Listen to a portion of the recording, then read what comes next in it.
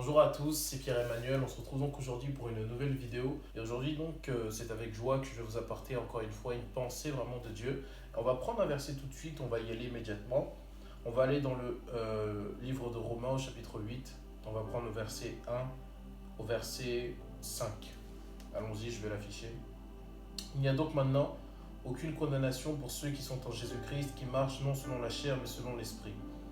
En effet, la loi de l'Esprit de vie en Jésus-Christ m'a affranchi de la loi du péché et de la mort.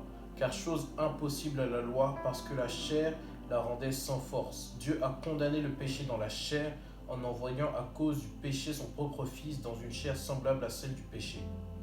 Et cela afin que la justice de la loi fût accomplie en nous et que nous marchions non selon la chair, mais selon l'Esprit. On va reprendre étape par étape. Il n'y a donc maintenant aucune condamnation pour ceux qui sont en Jésus-Christ, qui marchent non selon la chair, mais selon l'Esprit. En effet, la loi de l'Esprit de vie en Jésus-Christ m'a affranchi de la loi du péché et de la mort. En vérité, ici, dans le premier verset, le texte est extrêmement clair. Qu'est-ce que cela veut dire? Cela veut dire une chose, c'est que la condamnation n'est que pour la chair. La condamnation se trouve dans la dispensation de la chair. Il y a deux dispensations. Il y a celle de l'esprit, celle où Jésus dira en vérité, la seconde vérité, la vérité qui est une vérité révélation profonde, et la vérité qui est une vérité physique, partielle, informative. Et ça, c'est vraiment ce qu'on appelle le logos. Et ici, la Bible nous dira que non, point de condamnation pour ceux qui sont en Jésus-Christ. Pourquoi? Parce qu'ils marchent non selon la chair, mais ils marchent selon l'esprit. Sous-entendu, le fait d'être chrétien n'est pas une dénomination, mais le fait d'être chrétien correspond à un nouveau style de vie, mais plus que nouveau style de vie, correspond à une transformation de son être intérieur. Lorsque ici je parle de transformation de l'être intérieur, je ne parle pas de yoga ou de changement de caractère comme ça, non, je parle vraiment de votre esprit qui se réveille en Jésus-Christ. Lorsque vous devenez chrétien, vous ne devenez pas chrétien non pas par dénomination en disant voilà c'est bon je suis chrétien, mais vous devenez chrétien en acceptant le sacrifice de Jésus-Christ à la croix et surtout en acceptant que le Saint-Esprit vienne fusionner avec votre esprit. À ce moment-là, vous marchez selon l'esprit parce que votre esprit a été réveillé. Et je vais même prendre donc le verset dans la parole qui dira que c'est l'esprit qui a réveillé notre esprit. Et que l'Esprit de Dieu est venu réveiller notre esprit et que maintenant toute personne qui est en Christ est devenue une nouvelle créature. Ça, c'était le premier point. Et on voit donc clairement qu'un chrétien n'est pas celui qui se définit comme chrétien, mais celui qui connaît l'Esprit de Dieu et qui marche dans l'Esprit et non selon la chair. Pourquoi? Parce que comme je l'expliquais, dans la chair se trouve la condamnation. Ici, lorsqu'il est question de condamnation, il est question en fait d'une information qui n'a pas été totalement délivrée. La condamnation se trouve dans une vérité qui est partielle. La vérité partielle tue, condamne. La vérité sans compréhension de l'essence même d'un texte tue, condamne. Voilà pourquoi la Bible dira que la lettre tue, mais l'esprit vivifie. Si l'on vous dit des choses et des vérités qui sont partielles, vous allez avoir, et cela va engendrer des erreurs, et surtout cela va engendrer une destruction. La vérité totale n'engendre pas de destruction parce que c'est la vérité par révélation. Une vérité partielle que l'on pourra vous dire, qu'importe la vérité, entraînera toujours quelque chose de négatif. Voilà pourquoi même l'apôtre Jacques dira que il faut répondre soit par oui, soit par non, mais non pas de vérité partielle. Voilà pourquoi, on le voit même dans le jardin d'Éden, lorsque le serpent était venu, il a dit des vérités partielles, vous allez mourir. Et ensuite, lorsque Adam a parlé à Ève, il a dit de ne même pas toucher l'arbre. Alors que Dieu a simplement dit de ne même pas en manger. Vous voyez, c'est des vérités qui ne sont pas partielles. C'est déformer la parole que Dieu a donnée. Il a déformé à un tel point qu'une vérité partielle devient même une vérité totale comparée à la vraie vérité que nous avons entendue. C'est un petit peu compliqué. Mais la vérité partielle ne doit jamais devenir la parole de Dieu. La parole de Dieu est entière et dans son entièreté. Et ce qui est de la vérité partielle est ce qui est de la chair. Dieu n'est pas un Dieu partiel. Il est vrai que la Bible dira que là, pour l'instant, nous ne connaissons qu'en partie. Mais la Bible dira que lorsque le Saint-Esprit lui-même descendra sur terre, alors il nous conduira dans quoi? Dans toute la vérité. Aujourd'hui, il n'y a rien, si vous avez reçu le Saint-Esprit, il n'y a rien que vous ne connaissez pas. Tout est à l'intérieur de vous. Voilà pourquoi aujourd'hui, vous ne pouvez et vous ne devez pas marcher selon la chair, c'est-à-dire selon des principes de vérité partielle. La chair est une vérité partielle. Pourquoi? Parce que si vous êtes malade, votre corps physique, votre chair vous dira va voir un docteur. Tu es malade, c'est quelque chose de normal. Cela est une vérité partielle. Pourquoi? Parce que l'esprit vous dira effectivement il y a une maladie, mais cela n'est pas normal. Cela arrive, mais cela n'est pas normal. Et plus que cela n'est pas normal et plus que cela arrive, l'esprit vous dira chasse la maladie. Dis à cette maladie de quitter ton corps et tu verras que tu seras guéri. L'exemple parfait de la chair et de l'esprit. Lorsque vous marchez selon la chair, vous marchez selon des principes humains qui sont vrais partiellement. Et c'est dans cette vérité partielle que se trouve la condamnation, l'erreur et surtout la destruction. L'esprit est la vérité parfaite qui vivifie, qui redonne la vie et qui pousse à aller beaucoup plus loin. Comprenez vraiment ça. La vérité partielle est la chair, la vérité totale est l'esprit. Pourquoi est-ce que nous aujourd'hui, pourquoi est-ce qu'il faut que ce soit ceux qui marchent en Jésus-Christ qui aient la capacité, la possibilité d'entrer dans une vérité parfaite? Pourquoi? Parce que Jésus-Christ est la vérité. Il n'a pas dit qu'il avait la vérité, il a dit que je suis le chemin, la vie. Il est la vérité. Pourquoi? Parce qu'il est la parole en action. Jésus n'a pas une vérité, il est la seule et l'unique vérité. Et nous, ayant conscience de cette vérité totale, forcément nous marchons dans l'esprit parce que cette vérité nous vivifie.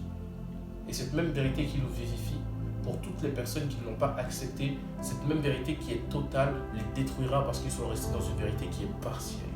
L'importance de la vérité partielle et de la vérité totale, la chair et l'esprit, la révélation, le logo, le logo et le rhéma. Alléluia. C'est quelque chose d'extrêmement important. On va continuer au verset 3. Car chose impossible à la loi, parce que la chair la rendait sans force. Dieu a condamné le péché dans la chair en envoyant à cause du péché son propre Fils dans une chair semblable à celle du péché. Car chose impossible à la loi, parce que la chair la rendait sans force, Dieu a condamné le péché dans la chair en envoyant à cause du péché son propre Fils dans une chair semblable à celle du péché. Ici, la Bible est claire, verset 3, car c'est une chose qui était impossible à la loi. Et quand nous lisons ce texte, nous nous rendons compte que Dieu met beaucoup en exergue la loi avec la chair et l'esprit qui dépasse la loi. Pourquoi? Parce que la condamnation se trouve dans la loi. La loi de base est une bonne chose, mais encore une fois, et peut-être que ce que je vais vous dire va vous choquer, mais la loi en elle-même, si l'on ne la regarde pas avec les yeux de l'esprit, la loi, si l'on ne veut juste que l'appliquer, est une vérité partielle. La loi en elle-même est une vérité partielle, parce que la loi n'amène pas à comprendre le cœur de Dieu. C'est l'esprit qui amène à comprendre au travers de la loi comment est le cœur de Dieu. La vérité totale se trouve en Dieu lui-même. La loi nous amène à gratter une surface du cœur de Dieu. La surface du cœur de Dieu n'est pas le cœur de Dieu. La main de Dieu n'est pas Dieu, n'est pas son cœur, excusez-moi. La main de Dieu est Dieu, bien sûr, mais la main de Dieu n'est pas son cœur. Recevoir des bénédictions d'une personne, par exemple, je peux être là, recevoir des bénédictions d'un organisme, c'est-à-dire avoir de l'argent peut-être, un organisme me bénit, un organisme me fait ci, un organisme me fait ça, ne me fait pas comprendre quelles sont les réelles intentions de cette personne. Et c'est exactement ça avec la loi. La loi rend, si nous la voyons avec la chair, la loi rend la chair sans force, comme le verset le dit. Parce que la chair n'a aucune capacité, et cela même est incroyable, mais il faut le dire, la chair n'a pas de capacité et n'est pas habilitée, sans esprit je parle, à obéir à une loi. Pourquoi? Parce que là, il faut revenir donc au fondement même de la parole de Dieu dans Genèse, et on va se rendre compte d'une chose absolument ahurissante et épatante, c'est que, en vérité, à cause du péché adamique, à cause de ce qui s'est passé avec Adam dans le jardin d'Éden, il y a une semence de rébellion qui est à l'intérieur de l'homme. Et cette semence de rébellion qui est à l'intérieur de lui va le pousser, peu importe ce qu'il fera, peu importe sa bonne volonté, à faire en sorte que il désobéisse à une loi ou à un principe qui lui a été donné. C'est une semence de rébellion et c'est à l'intérieur de tout homme qui n'a pas eu la grâce d'avoir le Saint-Esprit qui est venu le visiter et surtout d'avoir le Saint-Esprit qui est venu rester à l'intérieur de lui. C'est une semence qui est réelle. Parfois, vous savez, on appelle ça peut-être même le plaisir de l'interdit. Le fait de savoir que quelque chose est interdit, cela vous donne l'envie de le faire. Pourquoi? Parce que c'est en vous, c'est une semence adamique. C'est un plaisir, c'est une tentation de braver l'interdit. C'est une semence qui est rentrée lorsque donc Adam a fauté et Adam est tombé. Et à cause de cela, lorsqu'il y a une loi, la chair devient faible. Voilà pourquoi sans la loi, la chair peut être muselée. Lorsqu'il n'y a pas de loi, la chair peut être muselée. C'est paradoxal, me direz-vous. Pourquoi? Parce que lorsqu'il y a la loi qui est censée museler la chair se retrouve que plus forte. Mais sans loi, alors la chair elle-même peut être assujettie. Pourquoi? Parce que la loi s'occupe. La loi, si l'on ne la voit donc qu'avec des yeux physiques et si l'on ne la voit donc sans révélation, la loi ne s'occupe que partiellement de l'homme. La loi n'est faite que pour montrer à l'homme son incapacité et la loi est partielle parce que la loi n'est pas là pour vivifier son esprit, la loi est là pour tuer la chair. Elle est là pour faire une action partielle. Et comme la loi est là pour faire une action partielle, alors la loi détruit. Sans révélation, la loi détruit. Mais l'Esprit de Dieu vivifie. Et on peut même voir cela au verset 4.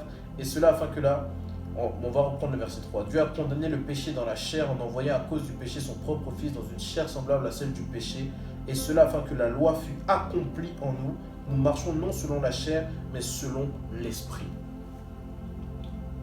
La loi en soi, comme je l'ai dit, n'est pas une mauvaise chose. Elle est là pour réfréner l'homme, pour réfréner ses comportements et pour faire en sorte d'assujettir la chair, afin que l'homme ne fasse pas ce qu'il veut. Parce qu'on parle d'homme animal, d'homme qui n'est guidé que par ses pulsions. Si aujourd'hui toute la société n'était guidée que par ses pulsions, alors nous aurions beaucoup plus de meurtres, beaucoup plus de folie et nous ne pourrions même pas vivre, ce serait un chaos. Il faut des lois pour régir la société et c'est quelque chose qui est extrêmement important et qui est réel.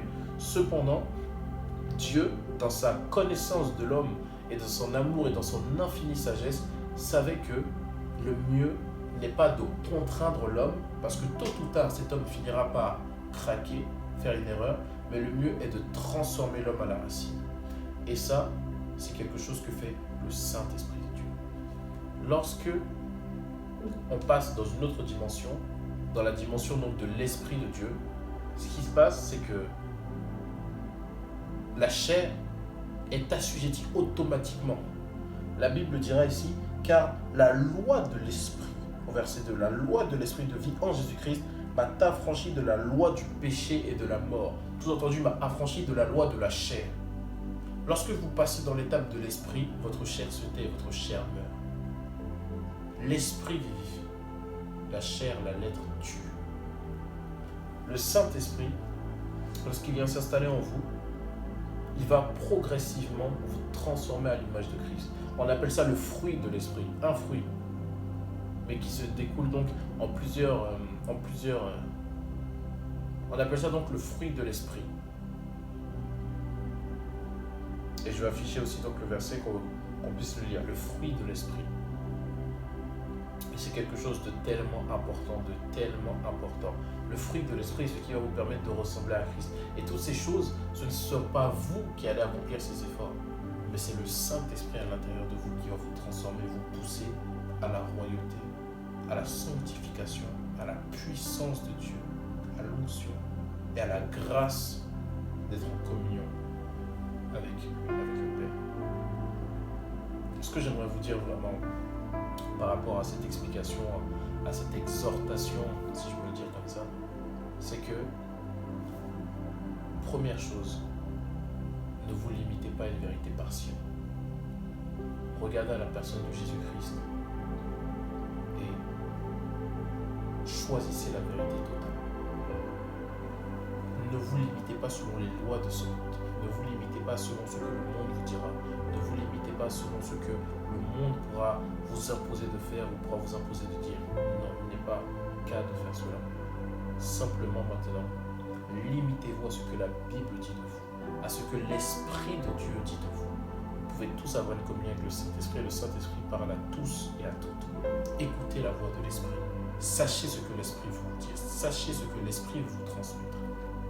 Et marcher dans la vérité totale qui est la parole de Dieu. Pourquoi? Parce que le monde a été créé par la parole de Dieu. Le monde subsiste dans la parole de Dieu. La parole de Dieu fait toute la différence. Ne marchez pas selon la chair, marchez selon l'esprit. Pour ceux qui n'ont pas reçu l'esprit, demandez l'esprit de Dieu. Demandez vraiment à Dieu de vous visiter avec son esprit. Un des signes les plus marquants souvent c'est de parler en langue. Mais bon, certaines personnes peuvent aussi être visitées sans avoir forcément parlé en langue.